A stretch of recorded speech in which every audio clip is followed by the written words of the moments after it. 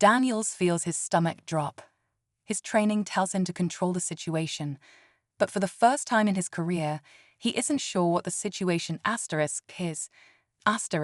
The car idles a few yards away, engine humming, windows tinted too dark to see inside.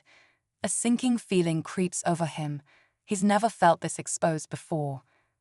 Then, without warning, Marcus moves. His hand reaches for the door handle, slow but deliberate. Daniels tenses, but Marcus just looks at him one last time. "You pulled over the wrong man," he says, but the right people noticed.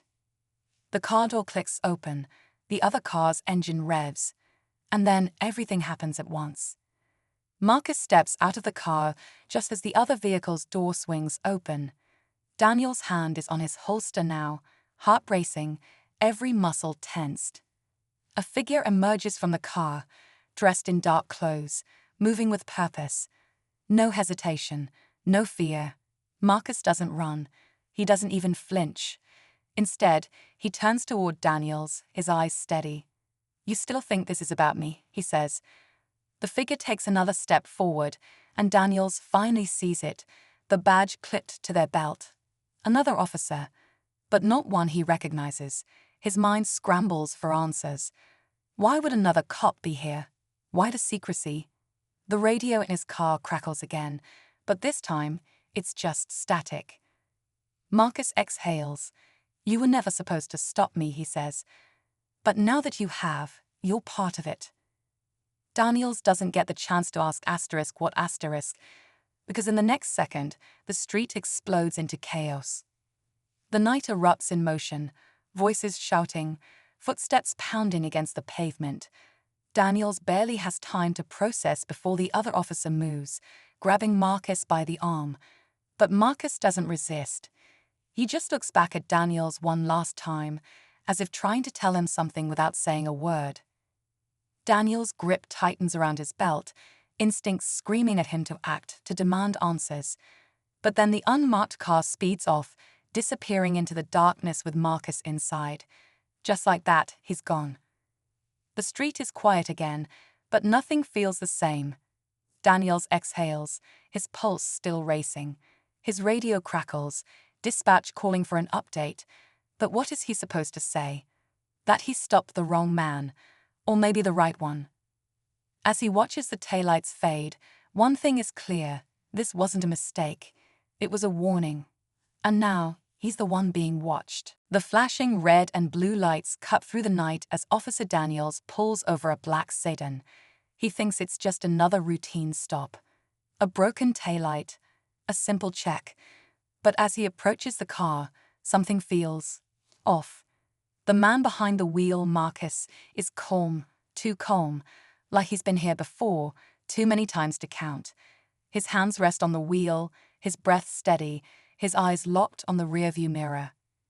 "License and registration," Daniel says, his voice firm but measured. Marcus doesn't move. "I'm reaching for it," he finally replies, his tone careful, controlled.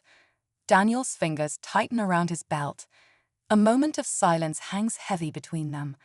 Then, just as Daniels begins to speak again, his radio crackles. "Wrong suspect." The words send a chill down his spine. But it's too late. One decision, 1 second, and everything changes. Daniel's heart pounds as the dispatcher's voice repeats in his earpiece. "Wrong suspect. Stand down." His grip loosens just slightly, but his mind races. How did this happen? Who is this man? And why does Marcus still look so calm, like he expected this all along? Marcus exhales, his fingers still resting on the steering wheel. "It happens," he says quietly, almost to himself. His voice carries something Daniels can't quite place: frustration, resignation. Daniels glances at his patrol car, debating his next move. Protocol says to de-escalate, letting go.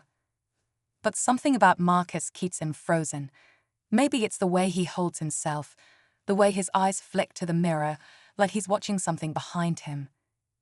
The street is quiet, but there's a tension in the air. Then Marcus speaks again, his voice lower this time. You really think this is about me? Daniels feels a chill crawl up his spine. Daniels stiffens. Something about Marcus' words lingers in the air, unsettling. The radio crackles again, but Daniels doesn't reach for it. His instincts tell him there's more to this stop than a simple mistake. He studies Marcus, the way he holds himself, the way he doesn't argue or plead. It's like he knows something Daniels doesn't. Marcus finally moves, slowly, carefully, reaching into the glove compartment. Daniels tenses, his hand hovering near his holster, but Marcus only pulls out his license and registration, sliding them across the dashboard. You can run it, he says, but it won't tell you what you really want to know. Daniels hesitates. His training tells him to follow protocol, but his gut tells him to ask the question that's burning in his mind. What do you mean by that? Marcus exhales, shaking his head. You're looking at the wrong man, he says, but you're not the only one watching. Daniels' pulse quickens. The weight of Marcus' words settles in, heavy and unshakable. Not, the only one watching. His eyes flick to his surroundings, the darkened street, the empty sidewalks, the dim glow of a flickering street lamp overhead. The night suddenly feels different, charged with something unseen. Marcus shifts slightly in his seat, his fingers drumming against the steering wheel. You ever get the feeling you're part of something bigger than you understand? He asks. His voice is calm, but there's something beneath it, something edged with warning. Daniels doesn't answer. His gut twists. He's trained to read people, to sense when something isn't right. And right now, every instinct tells him he's standing in the middle of something far beyond a routine stop. A car turns the corner up ahead, headlights cutting through the darkness. Marcus sees it too. His jaw tightens. You need to decide, officer, he says quietly, because they already have. Daniels watches as the approaching car slows, its headlights bouncing off the wet pavement. His hand instinctively moves toward his radio, but something stops him. Marcus isn't looking at the car. He's watching Daniels, studying his reaction. They're not here for me, Marcus says, his voice almost a whisper. They're here for you.